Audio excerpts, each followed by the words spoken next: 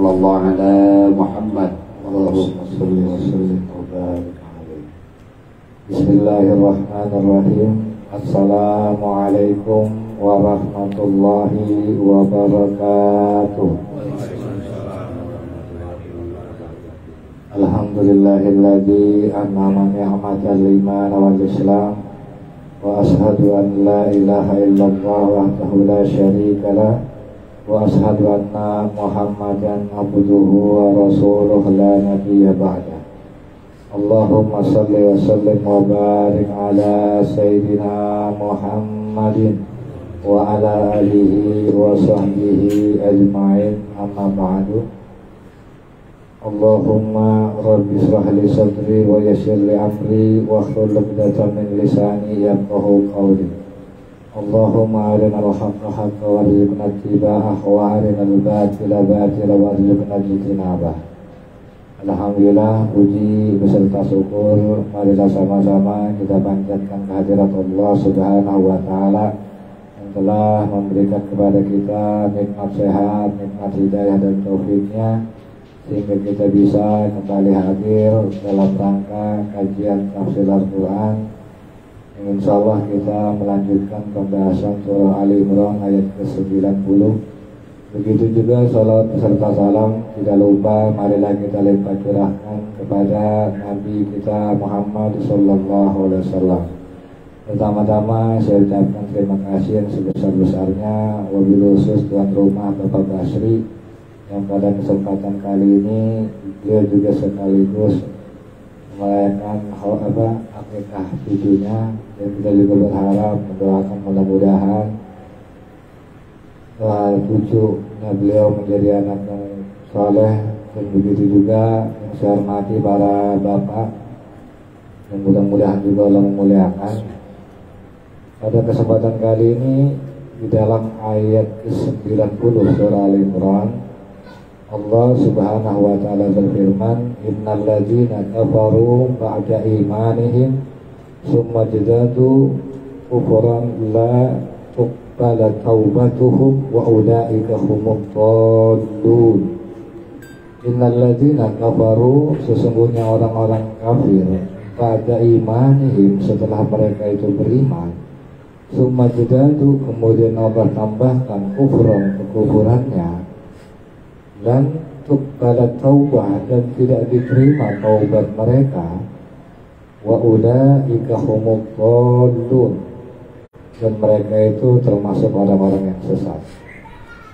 Di dalam tafsir Sa'rawi atau di dalam mengomentari ayat ini, Syekh Sa'rawi mengatakan hadhil ayah tuhaddisu an ulaika alladzina kafaru ba'da imani.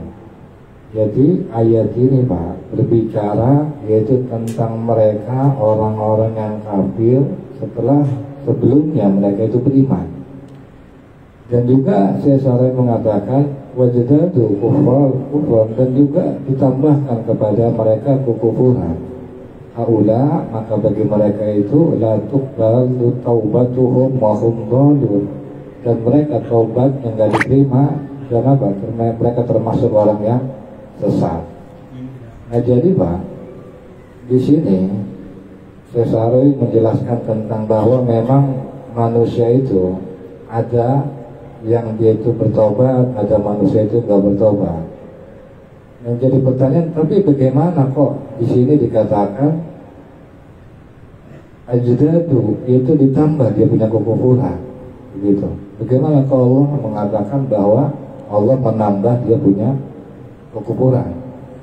Nah sebenarnya Pak, Allah itu nggak pernah zalim.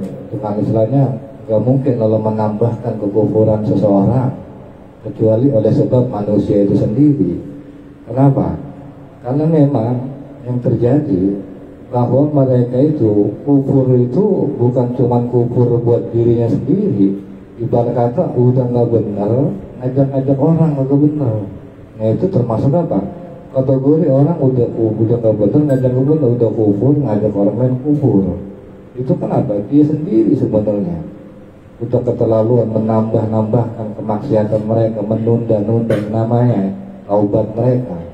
Sehingga ketika mereka menambahkan perilaku mereka buruk, maka ditambahin sama Allah perilaku buruk mereka. Dan juga ini sebenarnya kalau kata Sasarawi, ini mengomentari tentang apa? Perilaku orang-orang Bani Israel, Pak. Karena yaitu orang-orang Yahudi. Karena apa? Hadal qaul, sesungguhnya perkataan ini atau firman ini itu diturunkan mengenai sebagian orang Yahudi yang dia beriman tentang apa? Tentang berita atau kabar gembira tentang adanya akan Nabi, yaitu pertama Nabi Isa. Itu adalah kabar gembira kepada orang Yahudi. Tetapi apa yang terjadi? Falamma ja'a Isa kafarubi. Tetapi ketika Isa datang, dikufurin, nggak percaya dia. Alasannya simpel, karena mereka para ulama hanya udah berada di posisi empuk. Kalau misalnya datang Nabi Isa yang jelas Rasul, otomatis posisi mereka tergeser sebagai ulama, dan itu akan berpengaruh terhadap apa? Pendaringan mereka, akan berpengaruh terhadap kantong mereka, duit mereka, dan itulah yang menyebabkan salah satunya. Dan juga bukan cuma Nabi Muhammad, bukan cuma Nabi Isa, bahkan ketika Nabi Muhammad datang, ya kan, ditambah lagi tuh Nabi Muhammad ditolak juga. Maka ketika itu sejatinya mereka menambah kesesatan mereka. Udah Nabi Isa ditolak itu udah parah, ditambah lagi Nabi Muhammad Nabi Isa ditolak juga udah makin parah. Artinya kalau di sini kan dikatakan bahwa apa? Sesungguhnya mereka kufur dan apa? Semua jeda itu kemudian ditambah kekufuran mereka. Itu ada sebab ulah mereka sendiri, bukan oleh sebab Allah sengaja mentakdirkan mereka kufur atau menambahkan kekufuran mereka. Bukan karena Allah zalim, Allah nggak akan pernah zalim terhadap hambanya. Begitu. Nah, di sini kelanjutan ayat dan juga apa? Laqad kafaru bi Isa awalan. Jadi orang Yahudi itu pertama dia kufur dulu terhadap Isa. Summa jadatu kufran bi Muhammadin, dan selanjutnya dia menambahkan itu kufur terhadap Nabi Muhammad. Dan bukan cuma berhenti sampai di situ, Pak. Dan dia juga Pak wada'wa, dan dia mendakwakan sesungguhnya mereka abna Allah, anak-anak Allah. Dan juga apa? Wahabba'u, dan juga mereka mengaku bahwa mereka kekasih Allah. Bukan cuma itu lah, artinya apa? Ketika dia udah nolak, kenapa? Dia ngerasa lebih mulia. Gua ini anak-anak Allah, karena nabi-nabi gua dulu. Kan begitu, gua kekasih Allah. Begitu artinya kesesatan mereka bukan cuma menolak Nabi Isa, bukan cuma menolak Nabi Muhammad, tapi bahkan dia meninggikan diri sendiri. Dan inilah dimasuk kategori sombong. Karena yang namanya sombong, batrul haq wa ghamtun nas, menolak kebenaran, merendahkan manusia. Pertama, mereka menolak kebenaran, mereka menolak Nabi Muhammad, mereka menolak Nabi Isa. Waghamtun nas, mereka merendahkan manusia. Apa buktinya? Mereka merasa gua anak Allah, lu siapa? Gua kekasih Allah, lu siapa? Kan begitu. Dan ini yang menyebabkan apa? Ditambah dia punya kesesatan. Nah, sebenarnya hikmah yang kita bisa ambil dari surah Ali Imran, ayat ini Pak, menganjurkan kita itu untuk bergegas atau segera bertobat. Jadi ibarat kata kalau yang namanya tobat atau kembali sama Allah jangan ditunda-tunda. Karena apa Pak? Karena kalau misalnya kita menunda untuk kembali, ya kan, menunda untuk tetap melakukan satu kekufuran, kejelekan, keburukan dalam hidup kita, itu sama aja kita menambah kita punya kekufuran, menambah kita punya kejelekan. Jadi apa? Gak ada boleh sebenarnya buat kita tuh menambah kekufuran, baik secara kualitas maupun kuantitas. Secara kualitas ya jangan ditambah. Kalau tadinya maling mau motor, bisa mobil kan gitu. Atau nambah kuantitasnya, jumlahnya, makin sering berbuat maksiat, makin jauh sama Allah. Kenapa? Karena semakin itu menunda-nunda taubat, itu akan menambahkan kekufuran kita dan semakin sulit kita kembali. Susah. Kalau orang udah tua yang tadinya dia menunda-nunda, kalau misalnya dia nggak buru-buru segera kembali, nggak buru-buru menghadap Allah, itu udah susah Pak. Ya rasakanlah sama diri kita, walaupun misalnya kita ngaku Islam, kenapa sholat masih berat? Padahal sholat cuma 5 kali loh sehari. Dan waktunya pun nggak ada waktu-waktu yang Allah ganggu. Mulai dari subuh ya Allah sengaja bangunin kita. Lepas dari subuh lanjut ke zuhur, itu pun tentang waktu lama. Dan biasanya itu kalau di perusahaan jam kerja nggak diganggu waktu. Dan begitu pun setelah zuhur lari ke asar. Asar pun itu biasanya udah waktunya pulang karyawan. Nggak ganggu Allah waktu kerja. Begitu lari ke maghrib. Maghrib memang waktu kita ada di rumah. Kita disuruh melaksanakan maghrib. Dan terakhir sebelum tidur isya, kita akan diperintahkan sholat isya. Dan belas dari isya ke subuh, apa Allah ganggu waktu tidur kita? Enggak. Itu hal yang kelihatannya mudah sepele. Itu situ kita berat misalnya. Dari situ kan sebenarnya udah mikir. Kenapa Pak? Kesulitan kita untuk sholat itu tadi karena kita menunda-nunda tadi. Begitu. Dan sebaliknya Pak, kalau misalnya kita bersegera dan bahkan bukan cuma meninggalkan satu hal yang buruk, kita raih petunjuk Allah. Contohnya seperti apa? Seperti ngaji. Ini kan pengajian tafsir Al-Quran merupakan, atau kehadiran Bapak di sini merupakan pertanda bahwa Bapak ini berusaha menjemput yang namanya hudan, menjemput yang namanya petunjuk. Kalau misalnya Bapak termasuk kategori orang yang menjemput petunjuk, apa janji Allah Pak? Wa yazidullahu alladzina ihtadaw huda, kalau kata Allah. Dan apa? Wa yazidullah, dan Allah akan menambahkan alladzina, bagi orang-orang yaitu apa?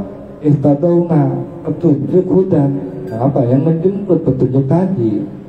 Ya, sekarang logikanya begini, kalau kita mau lihat Bapak menjemput petunjuk di sini, dengerin, rujit, ya minggu, ilau kan Allah gak tambah ilmu sama Bapak, ilau kan Allah gak nambah petunjuk sama Bapak, ditambahin, karena udah janji Allah. Cuma yang itu pertanyaan, Bapak ada niat gak menjemput petunjuk itu? Kalau misalnya gak berniat sama sekali, ngapain Allah ngasih hidayah? Kan gak bisa. Kita istilahnya berharap petunjuk, berharap ditunjukin sama Allah, sementara menjemput petunjuknya itu udah nggak mau, begitu. Dan seperti yang saya bilang di pembahasan kemarin, bahwa namanya petunjuk itu ada dua. Yang pertama petunjuk berupa rambu, ya kan, berupa apa? Berupa rambu-rambu seperti rambu lalu lintas. Nah, itu kan petunjuk yang memang perlu kita cari tahu. Kalau misalnya kita udah cari tahu, udah baca mengenai hukum-hukum Tuhan, ya kan, udah baca mengenai aturan-aturan dari Tuhan, mana yang dilarang, mana yang enggak, kita udah pahami, maka apa? Nanti akan Allah tolong dengan apa Pak? Dengan kemudahan. Karena gini loh Pak, Bapak ngaji atau enggak ngaji tafsir Al-Quran, ya Pak, sekali lagi, ngaji atau enggak ngaji Bapak tafsir Al-Quran, di mana-mana Bapak melaksanakan salah, atau di mana-mana Bapak nggak tahu undang-undang Allah, tetap di akhirat dihukum. Buktinya apa? Setiap kita kan nggak tahu undang-undang dalam pemerintahan, undang-undang ITE kita nggak tahu, undang-undang ini nggak tahu, ya kan? Tapi walaupun nggak tahu, ketika nanti di pengadilan kita berbuat salah, oh ternyata ada undang-undangnya, kita baru tahu, tetap aja kita dihukum. Mau lu tahu kayak mau kagak. Dan begitu pun tentang apa Pak? Al-Quran ini. Sekarang kan Al-Quran ini, kalau misalnya Bapak nanti dihukum akhirat, saya nggak tahu.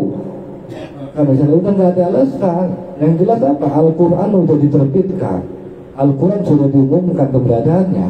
Yang mau nggak mau, lu mau tahu nggak tahu isi petunjuk Al-Quran, ketika Al-Quran itu sudah diturunkan, maka itu jadi undang-undang baru, dan harus apa? Tanggung akibat dari apa? Pelanggaran terhadap petunjuk-petunjuk di dalam Al-Quran. Begitupun hukum-hukum dunia. Ketika pemerintah sudah mengumumkan misalnya nih rancangan undang-undang apa, itu kan udah diumumkan tuh.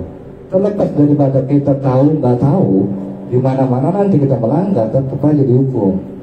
Begitu Pak. Dan makanya kan rugi kalau misalnya kita tahu nggak tahu, kita tetap dihukum. Kalau nggak tahu kita memang kalau kita nggak benar karena nggak tahu, tapi tetap dihukum. Maka apa rugi kalau misalnya kita nggak cari tahu dan berusaha untuk apa? Untuk jadi benar.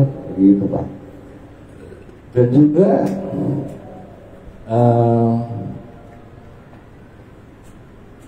mengenai bagaimana kekufuran bertambah, tadi di sini dikatakan yaitu apa?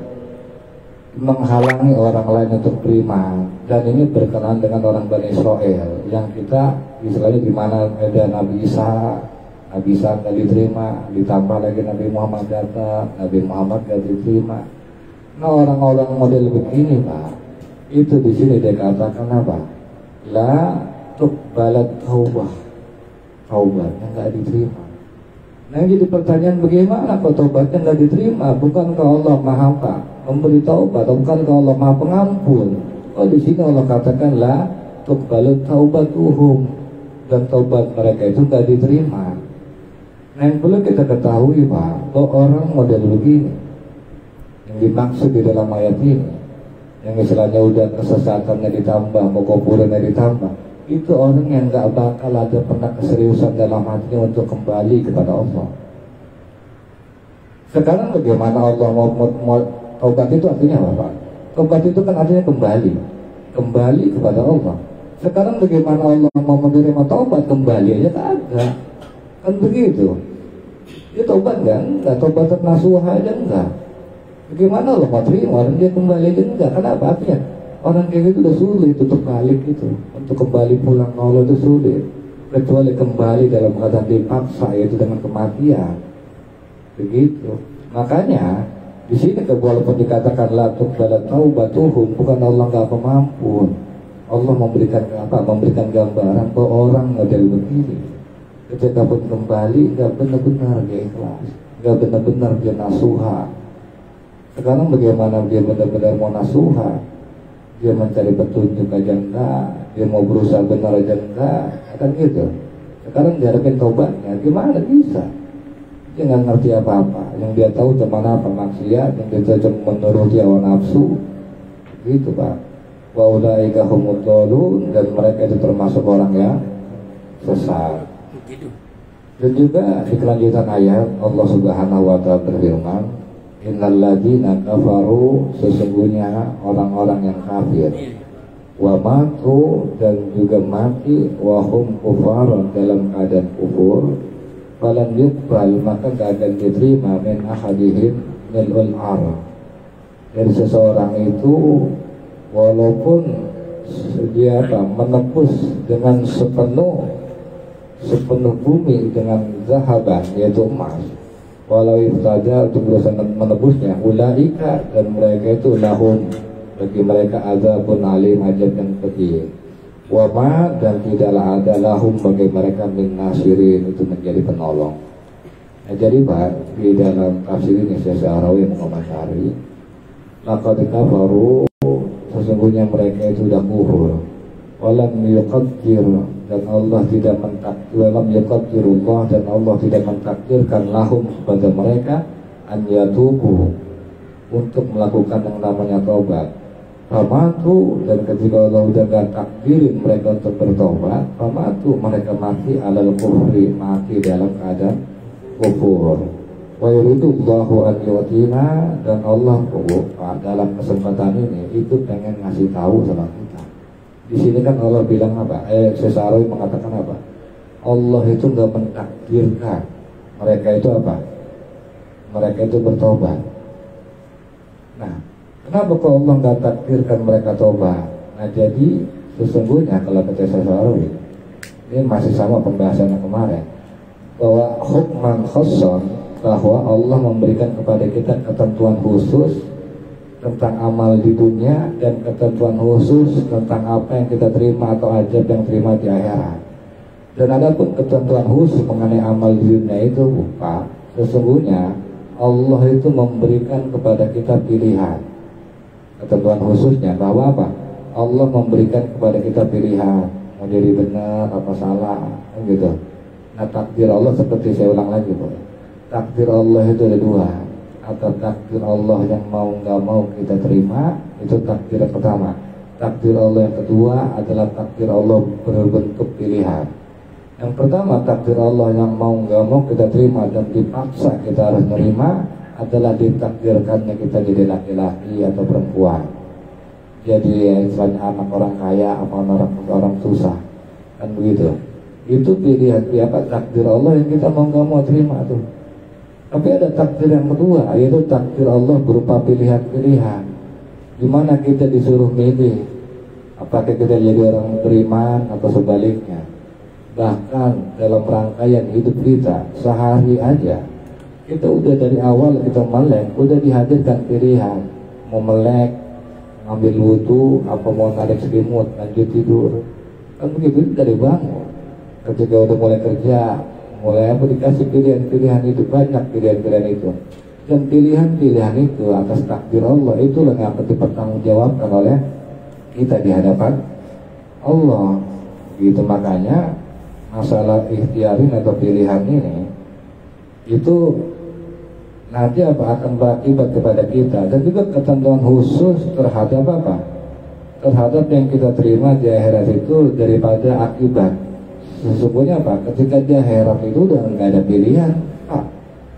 Kalau di dunia kita masih dikasih bebas pilihan, silakan mau jadi orang benar, apa orang nggak benar, kan gitu. Itu bebas.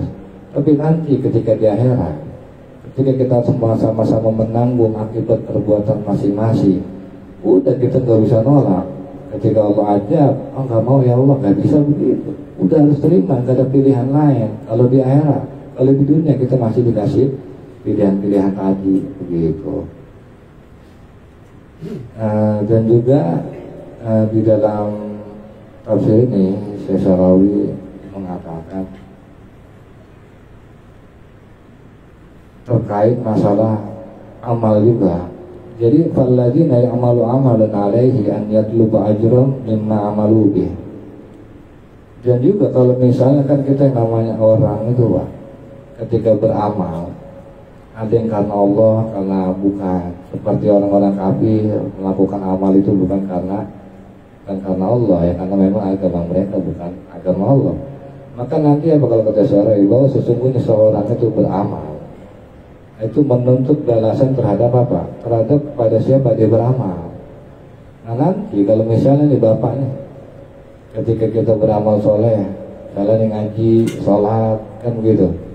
Nah nanti kalau misalnya bapak melaksanakan ngajinya ini gak ikhlas karena Allah, karena gak enak diajak misalnya, gak enak kan gue diajak sama Diono tiap minggu misalnya, datang ngaji hanya sebatas karena itu, maka ketika nanti di hadapan Allah, ketika bapak berharap pahala ngaji, gak ada apa-apanya Pak, nol.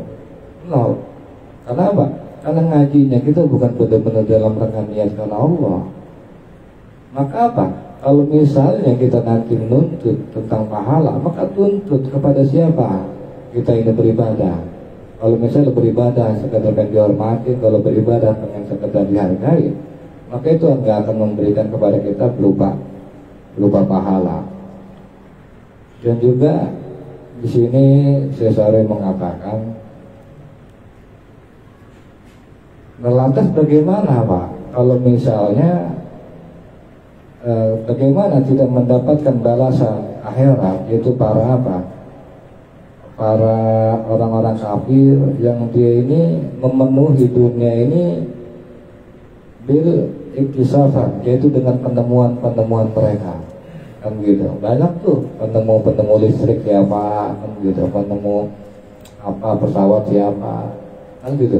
Nah, bagaimana itu orang-orang yang istilahnya dia ini telah memenuhi dunia ini, telah mensejahterakan dunia ini dengan penemuan mereka, inovasi mereka. Apakah itu bisa apa? Meringankan daripada apa? Daripada di akhirat mereka? Tetap aja nggak bisa. Biar bagaimana juga. Karena apa? Karena kalau kata Syarawi, di akhirat itu dia udah nggak dapat balasan apa-apa. Karena apa? Karena balasannya itu dari dunia, orang-orang model begitu. Seperti penemu apa. Berupa apa? Berupa penghargaan dari orang, dibikin patung lah, kalau misalkan ilmuwan itu ada tuh, dibukukan lah biografinya, puji-pujian. Itu kalau saya udah cukup. Gak usah minta pengen dibalas sama Allah di akhirat. Usaha lu di dunia dibalas di dunia. Karena apa? Karena lu beramal untuk dunia buat orang, bukan buat Allah. Begitu. Makanya biar kata jasanya besar, sementara apa yang bikin penemu listrik ya kan? Itu kan listrik ini kebaikannya kita rasakan sampai sekarang. Lampu kebaikannya kita rasakan sampai sekarang. Tapi sangat disayang ketika mereka termasuk misalnya orang kufur, maka dia dapat Allah nanti udah gak ada artinya. Bukan Allah dolim dengan itu semua, tapi apa? Mereka sendiri yang dolim. Nah, cara kita beranaloginya gimana? Beranalogi seperti kemarin saya bilang, saya murid misalnya sekolah dasar 01, sementara Ustadz Ujang bukan. Tapi walaupun misalnya bukan, Ustadz Ujang pinternya bukan main misalnya, ya kan? Dan saya nggak sepinter Ustadz Ujang. Tapi walaupun saya nggak sepinter Ustadz Ujang, tetap aja pantas dapat ijazah sama saya, kan gitu. Walaupun sudah pinternya lebih dari saya, di atas berkelipat-lipat dari saya, karena dia bukan bagian dari sekolah, dia nggak berhak lah tetap. Dan zolim kalau kepala sekolahnya ngaji ijazah buat satu Ujang, sementara saya nggak dikasih, malah justru kepala sekolah zolim apa kalau nggak sekolah dikasih ijazah, kan begitu. Begitupun Allah, walaupun misalnya penemu listrik ini berjasa, penemu segala itu semuanya berjasa, tapi karena mereka nggak termasuk bagian daripada barisan umat Islam atau orang yang mengimani Allah, tetap aja nggak layak buat mereka mendapatkan itu semua, gitu Pak.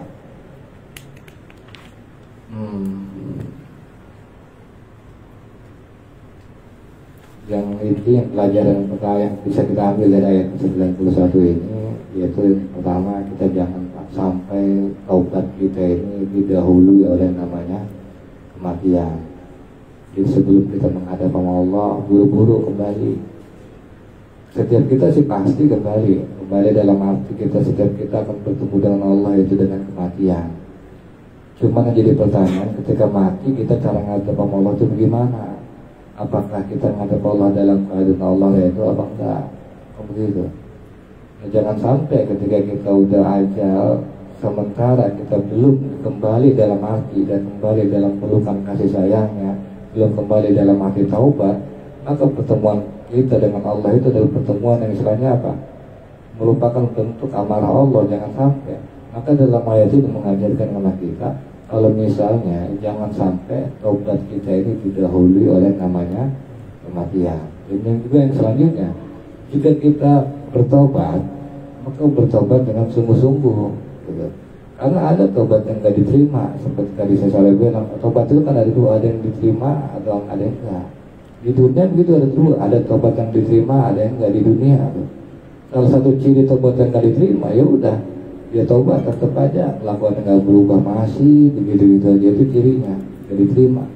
Kalau misalnya diterima, ketika dia tobat ada perubahan sikap dari dia menjadi lebih baik, nah itu merupakan ciri-ciri tobatnya diterima. Artinya apa? Ya emang benar dia benar-benar kembali, kan gitu. Kalau misalnya nggak diterima, ya kan emang dia nggak benar-benar tobat, makanya Allah mau apa yang diterima, kan begitu. Dan juga di sini dikatakan lahum azabun, itu ada lam. Di situ dikatakan lahum ada lam, itu artinya kepemilikan Pak, kelengkapan. Oh ternyata ketika misalnya kita termasuk mati dalam keadaan kufur, atau misalnya ternyata apa, kematian kita mendahului tobat kita, maka kalau kata Allah lahum azabun, maka bagi mereka semua itu azab. Yang namanya lam kepemilikan, lam itu kelengketan. Artinya udah nggak ada yang kita terima di akhirat nanti, kecuali cuma ajab aja. Saking apa tuh? Udah saking lengket antara kita dengan ajab tadi, gitu Pak. Ini saja, nanti insya Allah akan sedikit diulas oleh Ustaz Abdul Hamid. Kepada beliau saya persilakan akhirul kalam. Wassalamualaikum warahmatullahi wabarakatuh.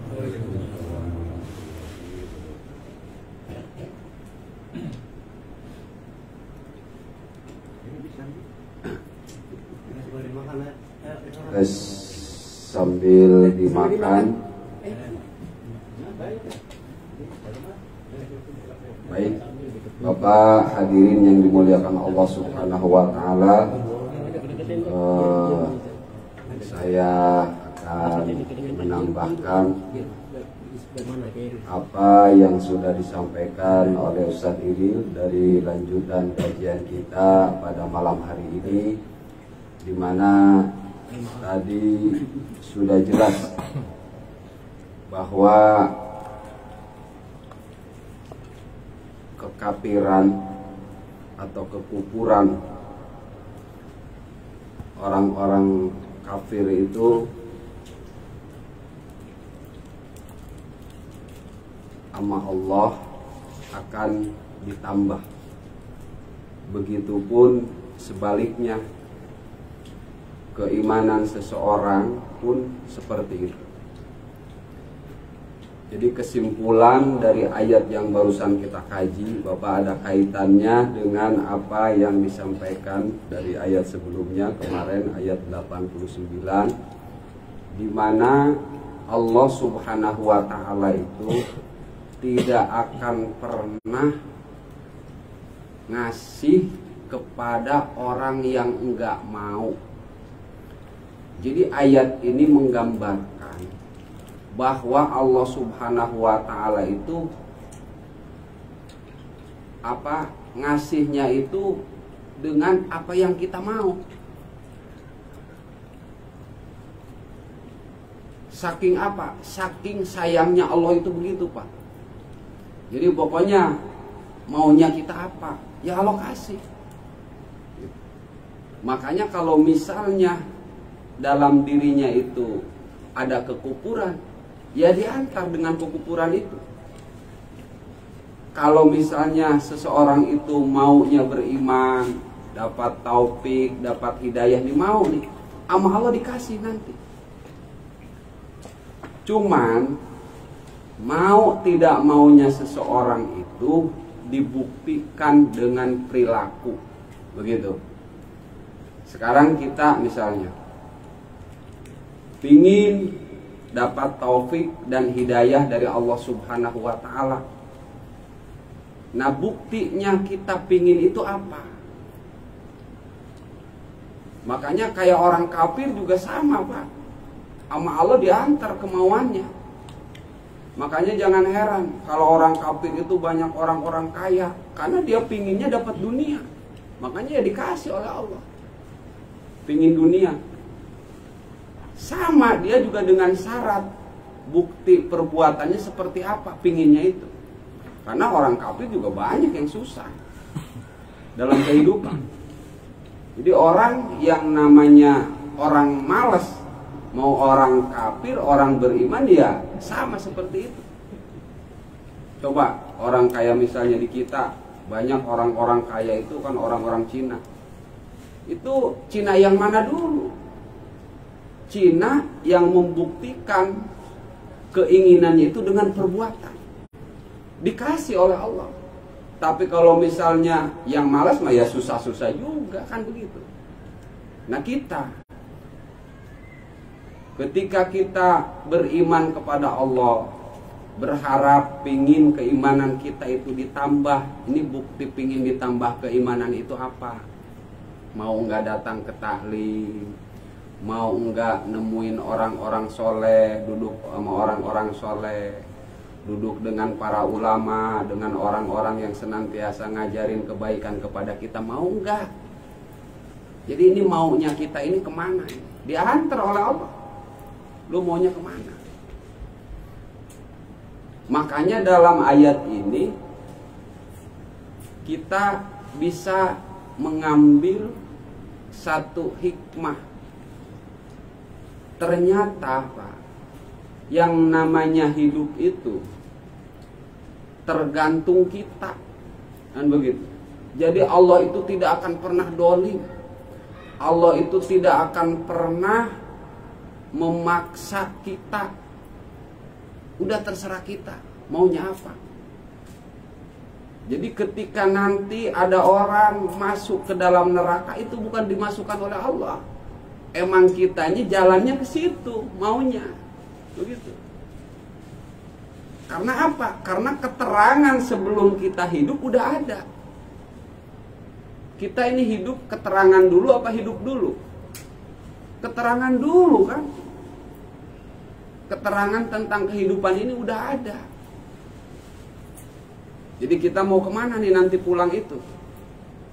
Mau kembali ke rahmat Allah, ke kasih sayangnya Allah, atau mau kembali ke murkanya Allah? Terserah, kan begitu. Ini jalannya. Dan yang namanya untuk kita bisa sampai kepada rahmat Allah itu dengan cara apa? Dengan cara ibadah. Makanya yang namanya ibadah itu jangan jadi barang main-main, Pak. Karena yang namanya ibadah baik buruknya ibadah kita akan menjadi penyesalan yang luar biasa nanti di alam yang selanjutnya, baik di alam barzah terlebih di alam akhirat. Kalau kita gagal dagang misalnya, kita masih bisa mulai lagi dengan dagangan yang lain. Kita gagal bertani, kita masih bisa bertani kembali. Tapi kalau kita gagal ibadah, ketika kita sudah masuk ke alam barzah, itu sudah tidak bisa mengulang lagi. Kita tidak bisa kembali lagi kepada ke alam dunia, di mana alam dunia itu tempat untuk beribadah. Jadi sekali lagi kesimpulan dari ayat ini, jadi yang pertama, jangan sekali-kali kita ini memelihara yang namanya kekufuran. Kekufuran itu menolak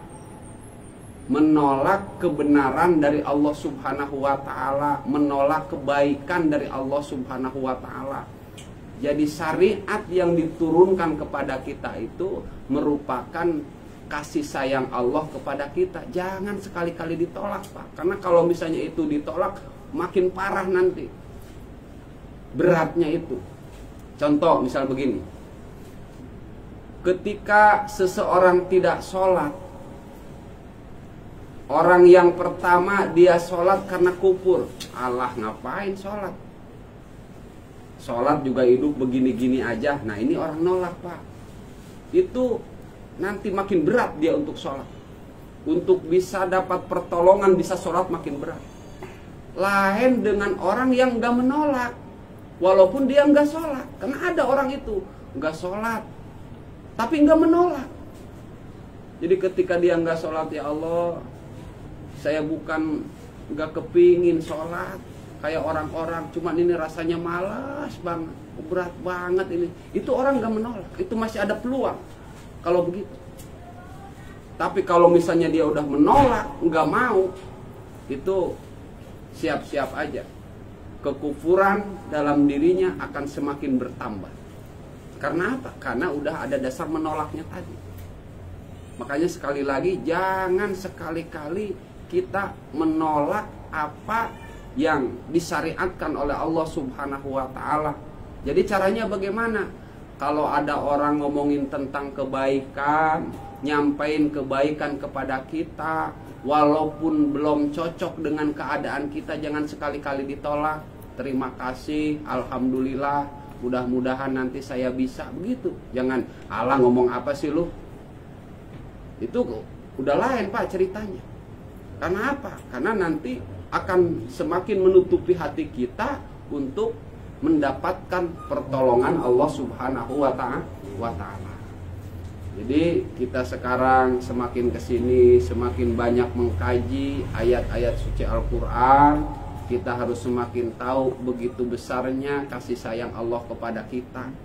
Salah satunya kasih sayang yang begitu besar dari Allah Subhanahu wa ta'ala itu, kita dianterin oleh Allah semaunya kita, maunya kita kemana.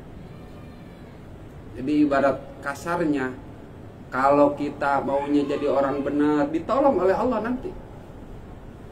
Dengan maunya kita mendapatkan kebenaran tersebut, ditolong nanti. Kita akan dipertemukan dengan orang yang senantiasa, kita juga hati kita akan ringan karena ada pertolongan Allah Subhanahu wa ta'ala. Lain dengan orang yang udah pokoknya ngapain sih begini, ngapain sholat, ngapain ini, hidup mah sama aja, mau sholat kayak mau apa, nah itu udah lain cerita. Oleh sebab itu, mudah-mudahan setelah mengkaji ayat ini, kita semakin membuka diri, semakin kepingin berada di jalan Allah Subhanahu wa ta'ala. Dan buktikan kepinginan kita ini dengan langkah kita. Kalau misalnya pingin kita dikasih rezeki yang mencukupi, tunjukkan kepinginan kita itu dengan apa? Dengan melangkah, dengan jalan, dengan bergerak. Jangan pingin dapat rezeki kita kerjaan tidur aja. main HP aja. Itu kan orang pingin tapi ngehayal. Udah bergerak aja dulu, jalan. Yang ngasih rezeki itu Allah, bukan geraknya kita. Kita lihat contoh Siti Hajar itu bagaimana?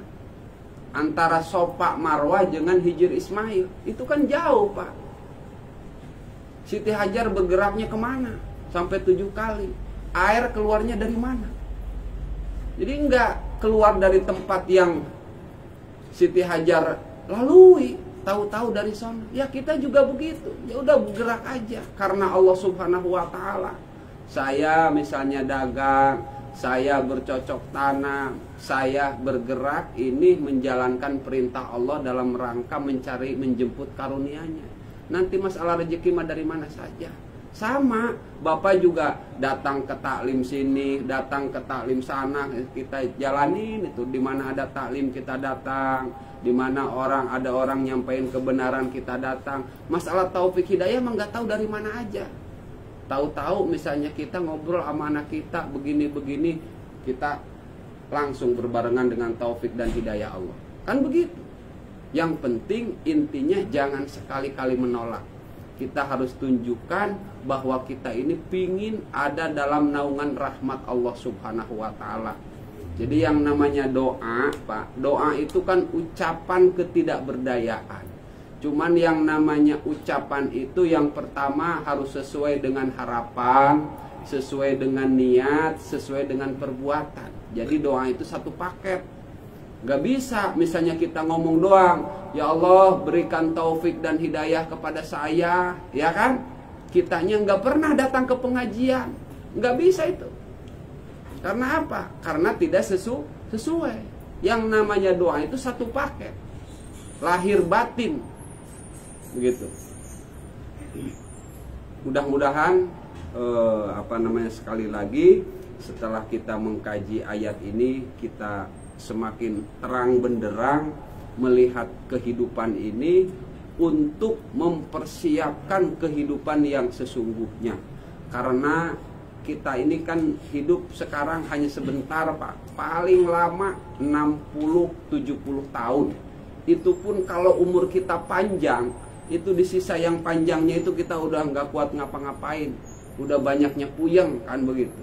Nah nanti di alam barzah itu dari mulai kita ke alam barzah sampai nanti hari kiamat. Setelah itu kita berada di mahsyar. Saya pernah mendengar seseorang menjelaskan tentang keadaan nanti di mahsyar, Bapak. Yang namanya di mahsyar itu, kalau orang dari mahsyar pingin sampai ke surga, kalau naik Avanza, ini naik Avanza yang baru, kemudian Avanza itu dijalaninnya itu los tanpa rem, gasnya pol, lamanya 3000 tahun.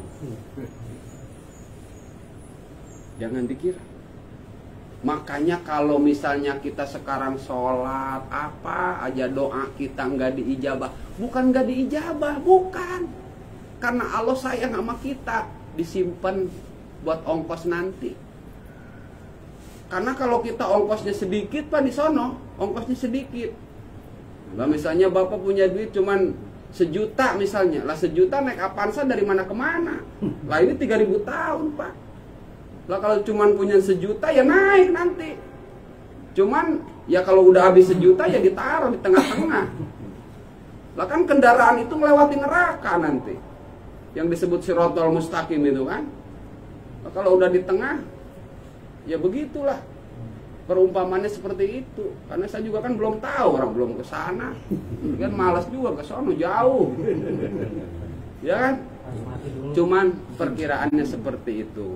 Para ulama menjelaskan kepada kita, saking jauhnya perjalanan kita. Makanya ulama jangan heran kalau ada ustadz, biar banyak bekalnya, karena seperti itu. Yang namanya hidup itu seperti itu. Oleh sebab itu mudah-mudahan semakin kita ngaji, harapan pingin dapat rahmat Allah semakin kuat, langkah kita semakin semangat dalam rangka berikhtiar menjalankan perintah Allah Subhanahu wa taala. Mudah-mudahan ikhtiar kita dibarengi dengan taufik dan hidayah Allah Subhanahu wa taala sehingga menjadi barokah buat kehidupan kita, baik kehidupan di dunia terlebih untuk di alam barzah dan di alam akhirat. Sekali lagi mari kita baca suratul Fatihah. Mudah-mudahan tadi